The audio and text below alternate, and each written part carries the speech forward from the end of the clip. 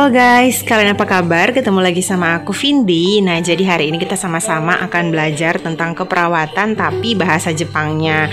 Nah, apa aja yang kita harus lakukan untuk jadi caregiver di Jepang? Karena harus ada banyak hal nih guys yang harus kita pelajari. Yang pertama itu dari bahasa, teori, sama sikapnya kita. Tapi sebelum itu, jangan lupa buat kalian semua ditekan tombol subscribe, like, share, and comment ya.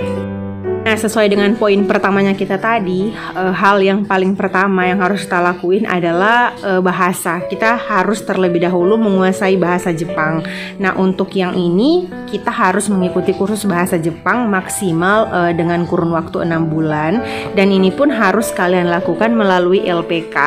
Nah, setelah kalian kursus selama 6 bulan, kalian harus mengikuti yang namanya program mengambil ujian sertifikasi bahasa Jepang untuk level N4-nya, karena itu merupakan persyaratan utama bagi kita yang akan menjadi perawat yang ingin bekerja di Jepang. Kemudian step yang selanjutnya kita harus mengikuti interview atau wawancara yang diadakan oleh tempat di mana LPK kita belajar bahasa Jepang. Nah, setelah itu kita akan tahu kita tuh harus ditempatkan di mana. Dan kalaupun untuk kalian yang udah punya N4, perizinannya itu tuh bakalan lebih cepat diproses. Setelah itu kita akan dipindahkan ke LPK pusat, di mana di LPK ini kita akan lebih serius lagi belajar tentang Kaigo atau belajar tentang keperawatan.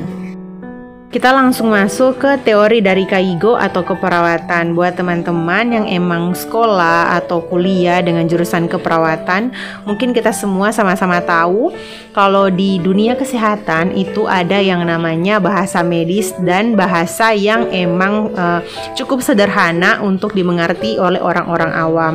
Sama juga nih guys, dalam bahasa Jepang mereka juga mempunyai beberapa kosakata yang emang khusus dimengerti oleh sesama rekan kerja, dan itu disebutkan dengan bahasa medis atau senmon no kotoba, artinya bahasa khusus. Kemudian ada juga yang tadi udah aku jelaskan, bahasa sehari-hari yang mudah dimengerti oleh orang-orang awam, bahkan anak kecil pun di sini bisa mengerti apa yang akan kita jelaskan. Itu disebutkan dengan futsu no kotoba atau bahasa sehari-hari. Nah, jadi di video yang kali ini kita akan bahas sama-sama tentang kosakata dari senmon no kotoba dan futsu no kotoba. Di sini aku buat 34 kosakata yang emang udah aku kelompokin, dan nanti akan kita bahas sama-sama di video yang kali ini. Jadi buat kalian harus ditontonin sampai selesai. Seperti biasanya aku akan selalu menyertakan huruf kanji dan hiragananya ya. Nah, di sini aku udah bagi dua kotak. Di kotak yang pertama itu ada senmon no kotoba, di kotak yang kedua ada futsu no kotoba. Jadi kita langsung mulai aja.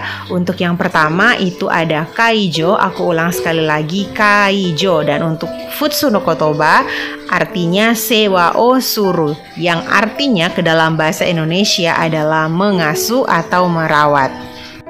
Kemudian yang kedua dari senmon no kotoba itu ada kisho. Aku ulang sekali lagi, kisho.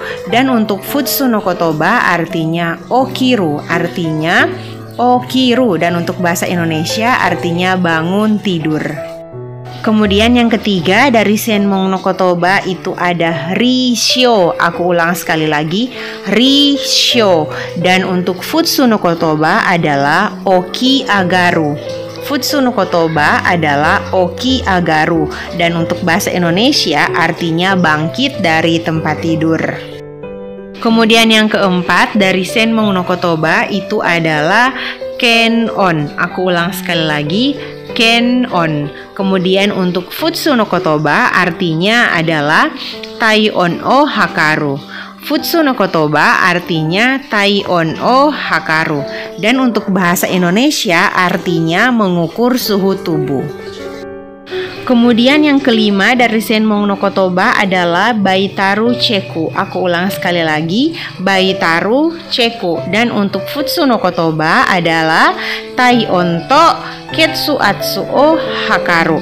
Aku ulang sekali lagi, tai-on to ketsuatsu o hakaru. Dan untuk bahasa Indonesia adalah mengukur suhu tubuh dan tekanan darah. Kemudian yang keenam dari Senmong no Kotoba itu ada Sengang. Kita ulang sekali lagi, Sengang. Untuk Futsu no Kotoba itu adalah Kao o Arau. Kita ulang sekali lagi, Kao o Arau. Dan untuk bahasa Indonesia artinya mencuci muka. Kemudian yang ketujuh dari Senmong no Kotoba itu adalah Seisiki. Kita ulang sekali lagi, Seisiki. Dan untuk Futsu no Kotoba itu ada Karadao Fuku. Kita ulang sekali lagi, Karadao Fuku. Untuk bahasa Indonesia artinya mengelap badan. Kemudian yang kedelapan dari Senmong no Kotoba itu adalah Senpatsu. Kita ulang sekali lagi, Senpatsu.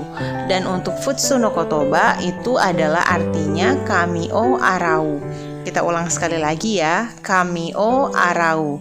Dan untuk bahasa Indonesia artinya keramas atau mencuci rambut. Kemudian yang kesembilan dari Senmong no Kotoba itu adalah Seiyo. Kita ulang sekali lagi, Seiyo. Dan untuk Futsu no Kotoba itu adalah Midashinamio Totonoeru. Kita ulang sekali lagi ya, Midashinamio Totonoeru. Dan untuk bahasa Indonesia artinya merapikan penampilan badan. Kemudian yang ke-10 dari Senmong no Kotoba itu adalah Koui. Kita ulang sekali lagi, Koui. Kemudian dari Futsu no Kotoba itu adalah Kigaeru. Kita ulang sekali lagi, Kigaeru. Dan untuk bahasa Indonesia artinya mengganti baju. Kemudian yang ke-11 untuk Senmong no Kotoba di sini itu ada dua penyebutan. Yang pertama itu adalah Cakui dan yang kedua itu adalah Cakudatsu.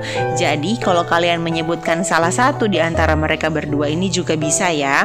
Kita ulang sekali lagi. Itu yang pertama ada Cakui, yang kedua adalah Cakudatsu. Dan untuk Futsu no Kotoba itu artinya Kiru. Kita ulang sekali lagi, artinya Kiru, yang dalam bahasa Indonesia artinya memakai baju. Kemudian yang ke-12 dari Senmong no Kotoba itu ada Datsui. Kita ulang sekali lagi, Datsui. Dan untuk Futsu no Kotoba itu artinya nugu atau nugimas. Kita ulang sekali lagi, nugu atau nugimas. Ini sama-sama ya teman-teman.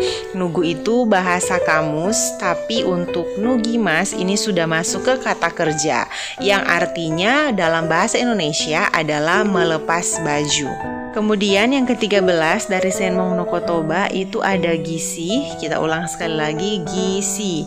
Dan untuk Futsu no Kotoba itu adalah Ireba. Kita ulang sekali lagi ya, Ireba. Dan untuk bahasa Indonesia artinya adalah gigi palsu. Kemudian yang ke-14 dari Senmong no Kotoba itu ada Ido. Kita ulang sekali lagi, Ido. Dan untuk Futsu no Kotoba itu ada dua, bisa untuk Utsuru atau Ugoku. Kita ulang sekali lagi, Utsuru atau Ugoku. Nah untuk bahasa Indonesia artinya bergerak. Kemudian yang ke-15 dari Senmong no Kotoba itu adalah Haizen. Kita ulang sekali lagi, Haizen. Dan untuk Futsu no Kotoba itu adalah Shokuji o Kubaru. Kita ulang sekali lagi, Shokuji o Kubaru. Dan untuk bahasa Indonesia artinya menyajikan makanan atau bisa juga memberikan makanan. Kemudian yang ke-16 dari Senmong no Kotoba itu adalah Gezen. Kita ulang sekali lagi, Gezen.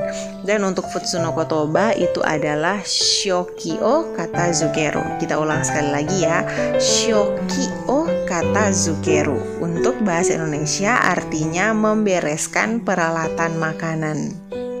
Nah, di sini aku udah ngasih tahu ke kalian 16 kosakata dari Senmong no Kotoba dan Futsu no Kotoba. Aku harap kalian bisa mengikutinya dengan baik. Jangan lupa juga untuk dicatat, dipelajari setiap hari biar kalian ingat untuk hiragana, kanji, bahkan serta penyebutannya biar kalian gak salah-salah.